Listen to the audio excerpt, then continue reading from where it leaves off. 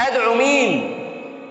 أول من أدعو صديقه ليس للصداقة فقط، ولكن لرجاحة عقل أبي بكر رضي الله عنه وأرضاه. سيدنا أبو بكر كان كبيرا في قومه، كان نسابة قومه يعلم أنسابهم، وده كان موضوع كبير عندهم ساعتها.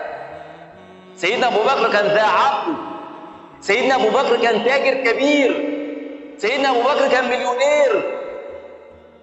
فالنبي صلى الله عليه وسلم يدعو رجل ليس لمجرد الصداقة فقط، ولكن لأن له عقلا يعرض عليه الإسلام.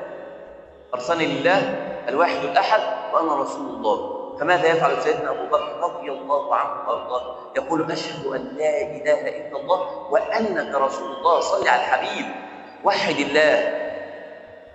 أفضل رجل في الأمة جميعا بعد النبي أبو بكر الصديق رضي الله عنه وأرضاه، بل أفضل رجل في تاريخ البشرية جميعا بعد الأنبياء سيدي وسيدك أبو بكر الصديق رضي الله عنه وأرضاه.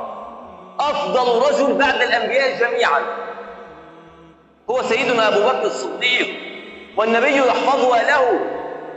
النبي صلى الله عليه وسلم هيقولها، يقول لك إيه صلى الله عليه وسلم: ما عرضت الإسلام على أحد إلا كانت له كبوة ونظر. يعني عارف كده اللي هو أدورها في دماغي حتى ولو سريعا، مش لازم يبقى قاعد يوم واثنين وثلاثة.